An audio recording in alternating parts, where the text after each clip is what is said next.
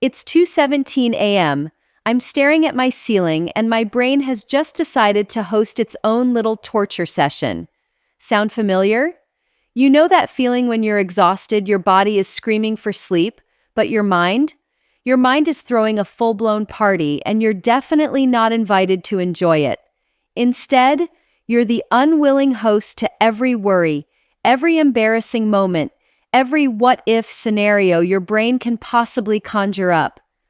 Let me paint you a picture of what happened to me just last Tuesday night. I was lying there and suddenly my brain goes, "Remember that email you sent to your boss 3 weeks ago? The one where you said best retards instead of best regards? Yeah, let's think about that for the next hour." And then, because apparently one humiliating memory isn't enough, my brain decided to take me on a greatest hits tour of every awkward moment from the past decade. That time I waved back at someone who was waving at the person behind me. Let's relive that. The presentation where I called my client by the wrong name. Oh, we're definitely revisiting that gem. If you're watching this at 2 a.m. right now, hit the subscribe button and drop a moon emoji in the comments. I see you, fellow night owl. I feel you, and I'm here with you. But here's what really gets me. And tell me if this sounds familiar. You know you need sleep. Tomorrow is going to be a long day. You've got that important meeting or that exam, or you're picking up your kids early, or whatever it is that requires you to be a functioning human being. But instead of sleeping, you're lying there having a full-blown anxiety attack about whether you remembered to lock your car, even though you've checked it 3 times. I remember this one night about 6 months ago when I was supposed to give a presentation the next morning.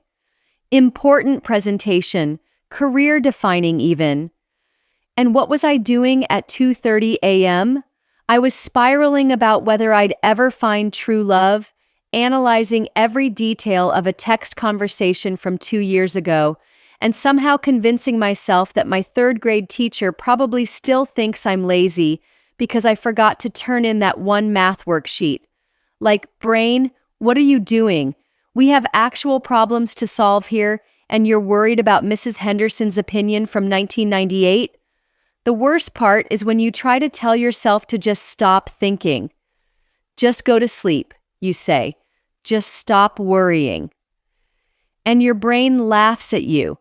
It's like telling someone not to think about a pink elephant while pointing at a giant pink elephant wearing a tutu. Spoiler alert, it doesn't work. So you lie there, getting more frustrated, which makes you more awake, which gives your brain more time to find new things to worry about. It's like a twisted cycle where the harder you try to sleep, the more elusive sleep becomes. Has this ever happened to you? You start worrying about something small, and then you start worrying about how much you're worrying, and then you start worrying about how this worrying is affecting your sleep, and now you're worried about how tired you'll be tomorrow, which makes you worry about your performance, which makes you worry about your future, and suddenly you're lying there at 3 a.m. having an existential crisis about whether you're living your life right. Comment below and tell me, what's the weirdest thing your brain has made you worry about at 2 a.m.? I bet it's something completely random that seemed earth-shattering in the moment, but ridiculous in the morning light. Now here's what I wish someone had told me years ago when I was losing sleep over things I couldn't control. There's actually a scientific reason why this happens, and more importantly, there's a way to stop it. Your brain isn't broken. You're not crazy. You're not weak. What's happening to you is happening to millions of people right now, and there's actual science behind why 2 a.m. seems to be the witching hour for overthinking. Here's what's actually going on in your brain when you're lying there at 2 a.m. Your cortisol levels, that's your stress hormone, they're supposed to be at their lowest point during the night. But when you're stressed or anxious, your cortisol stays elevated, keeping your brain in this hyper-alert state when it should be winding down. On top of that, your brain has what scientists call a default mode network. Think of it as your brain's screensaver. It's what your mind does when it's not actively focused on a task. During the day, you're busy. You're working, talking, driving, doing things that keep your conscious mind occupied. But at night, when everything is quiet and dark, your default mode network kicks in. And guess what your brain's default mode loves to do? It loves to ruminate. It loves to replay scenarios, analyze conversations, and create elaborate worst-case scenarios. It's like your brain thinks, oh, we have some free time. Perfect. Let's review every possible way your life could go wrong.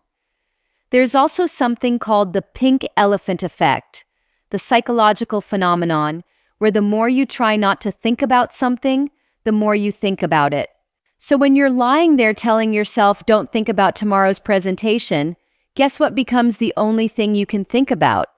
But here's the kicker, and this one really got me when I learned it. Problems actually seem bigger at night. It's not just your imagination. When you're tired and it's dark, your brain literally processes threats as more significant than they actually are. That email you forgot to send? During the day, it might feel like a minor inconvenience. At 2 a.m., it feels like a career-ending disaster. I learned this the hard way when I was going through a particularly stressful period at work. I would lie awake every night, convinced that I was about to get fired, that my colleagues hated me, that I was a complete failure. In the morning, with sunlight streaming through my windows, these same concerns felt manageable, even silly. But come nighttime, they would transform into these massive, insurmountable problems again. The good news? Once I understood what was happening, I could do something about it. And that's where the technique I'm about to share with you comes in. I call it the 3-2-1 method, and I'm not exaggerating when I say it saved my sleep and probably my sanity.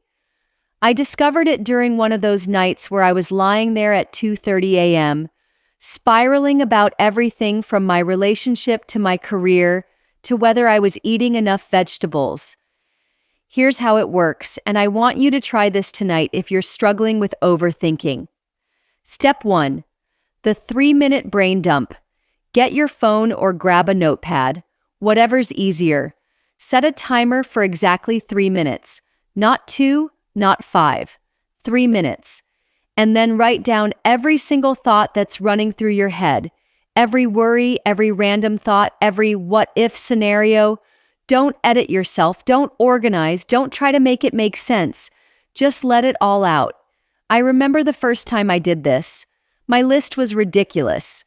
It included things like, did I turn off the stove? I don't even cook. What if my neighbor thinks I'm weird for saying hi twice yesterday? And am I saving enough for retirement? Followed immediately by, what if I never get married and die alone with cats? My brain was literally all over the place. But here's what happened, and this might sound crazy. As soon as I wrote these thoughts down, it was like my brain could finally let go of them. It was like I was carrying around this heavy backpack of thoughts, and writing them down was finally setting the backpack down. Think of it as taking out your mental trash. You wouldn't keep garbage in your house, so why keep mental garbage in your head? Step 2, the 2-minute reality check. Now look at your list. For each worry, ask yourself 3 questions. 1, is this something I can actually control? 2, is this something that needs to be solved right now at 2 a.m.? 3, on a scale of 1 to 10, how important will this be in a week? Cross out anything that doesn't meet these criteria.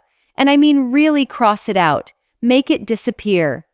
When I did this exercise that first night, I realized that about 90% of my worries fell into one of these categories. Things I couldn't control, things that didn't need immediate attention, or things that wouldn't matter in a week. That conversation I had with my coworker that I was analyzing for hidden meaning, couldn't control how they interpreted it, didn't need to be solved at 2 a.m., and definitely wouldn't matter in a week. The relief was immediate. It wasn't that these concerns disappeared entirely, but they lost their power over me. They went from being urgent life or death problems to just thoughts, just mental noise that I could choose to engage with or not. Step 3. The 1-minute action plan. Look at what's left on your list. Choose one thing, just one, that you can actually do something about. Write down one specific step you'll take tomorrow to address it. For everything else, write, "I'll handle this when I'm well rested." Then put the paper or phone away. Physically move it away from you. You've just made a deal with your brain. I acknowledge these concerns, I have a plan for what I can control, and I'm giving myself permission to rest. Let me share what happened when my friend Sarah tried this. She's a nurse, and she was lying awake at 3 a.m. obsessing over a patient interaction from her shift. She was replaying the conversation over and over, wondering if she'd said the right thing, if she'd been helpful enough, if she'd missed something important. Using the 3-2-1 method, she wrote down all her concerns. In the reality check phase, she realized that she'd followed all protocols correctly, that the patient had thanked her, and that her supervisor had praised her work that day. The worry was just her brain's way of processing a stressful day. Her one actionable item was to ask her supervisor for feedback on patient interactions during their next shift. That was it. Simple, concrete, doable. She wrote, "I'll handle this when I'm well rested," for all the what-if scenarios her brain was creating. She fell asleep within 15 minutes. 15 minutes. After 3 hours of tossing and turning. Or take Mike, a college student who was staying up until 4 a.m. every night, worried about his grades, his future, his student loans, whether he was smart enough for his major, whether he'd ever find a good job. His brain was trying to solve his entire life at 2 a.m. every night. When he tried the 3-2-1 method, he realized that most of his worries were about things months or years in the future. His one actionable item was to schedule a meeting with his academic advisor to discuss his course load. Everything else got the "I'll handle this when I'm well rested" treatment. The key here is that your brain needs permission to stop holding on to everything. It's like your brain is an anxious assistant who thinks they need to remember everything, solve everything, anticipate everything. The 3-2-1 method gives your brain permission to clock out for the night. Now, I know what some of you are thinking, but what if I forget something important? What if by writing it down and dismissing it, I'm being irresponsible? Here's the thing. You're not going to forget truly important things. Your brain is not going to let you forget to pick up your kids or pay your rent. Those aren't the thoughts keeping you up at 2 a.m. The thoughts keeping you up are the maybes, the what-ifs, the analysis of conversations that happened 3 weeks ago. And here's something that might surprise you. Studies show that we actually make worse decisions when we're tired. That problem-solving your brain thinks it's doing at 2 a.m., it's not helping. You're not going to solve your relationship issues or figure out your career path or make that difficult decision when you're exhausted and it's dark outside. The best thing you can do for your problems is to get a good night's sleep so you can tackle them with a clear, rested mind. But what if you're someone who struggles with persistent worry? What if your brain is just naturally prone to overthinking? I get it. I used to be that person who would worry about worrying. I would lie awake anxious about being anxious, which is about as useful as it sounds. If you're a chronic overthinker, here are some additional strategies that have helped me. Create a worry window during the day. Set aside 15 minutes each afternoon to actively worry about things. Write them down, think about them, analyze them. But when worry thoughts come up outside of this window, remind yourself, "I'll think about this during my worry time tomorrow." It sounds silly, but it works. Your brain learns that there's a designated time for worry, so it doesn't need to hijack your sleep time. Also, pay attention to your evening routine. I used to scroll through my phone right before bed, reading news, checking emails, stimulating my brain right when I should be winding down. Now I have a rule. No screens for at least an hour before bed. Instead, I read something light, do some gentle stretching, or just listen to calming music. Your environment matters too. Make your bedroom a sanctuary for sleep. Keep it cool, dark, and quiet. I invested in blackout curtains and a white noise machine, and it made a huge difference. When your brain associates your bedroom with peace and rest rather than tossing and turning, it's easier to actually rest there. But here's when you might want to consider getting professional help. If you're losing sleep multiple nights a week, if your worry is interfering with your daily life, or if you're having thoughts of self-harm. Anxiety disorders are real, and they're treatable. There's no shame in reaching out to a therapist or counselor who can help you develop personalized strategies for managing anxiety. I want you to try something right now. Whether it's 2 a.m. or 2 p.m., I want you to do a practice brain dump in the comments. Write down whatever's on your mind right now. It doesn't have to be deep or profound. Maybe you're worried about a text you sent, or wondering if you should change your major, or anxious about a family dinner this weekend. Just write it down. Sometimes the act of putting our thoughts out there, even in a comment section, can help us realize we're not alone in our struggles. When I read comments from people sharing their 2 a.m. thoughts, I'm always struck by how universal these experiences are. We're all lying awake worrying about similar things. Am I good enough? Am I making the right choices? What do people think of me? Will everything work out okay? And you know what? The answer to that last question is usually yes. Things usually work out. Not always the way we planned, not always easily, but they work out. The job you're stressed about? You'll either get it or you won't, and either way, you'll figure out your next step. The relationship you're analyzing? It'll either work out or it won't, and you'll be okay either way. The presentation you're worried about? You'll give it, and then it'll be over, and life will go on. I'm not saying your concerns aren't valid. I'm not saying you should just stop worrying. We've already established that doesn't work. What I'm saying is that 2 a.m. is not the time to solve these problems. 2 a.m. is the time to rest so you can face tomorrow with clarity and strength. Your thoughts don't define your reality, especially not at 2 a.m. When you're tired and it's dark, your brain is not operating at its best. It's like trying to make important decisions while you're drunk. The conditions just aren't right for good judgment. So tonight, when you find yourself lying awake with your mind racing, remember the 3-2-1 method. 3 minutes to dump everything out, 2 minutes to reality check your concerns, 1 minute to make a simple plan. Then give yourself permission to rest. Your well-rested self will thank you in the morning. And who knows, that problem that seemed so insurmountable at 2 a.m. might just look completely manageable in the light of day.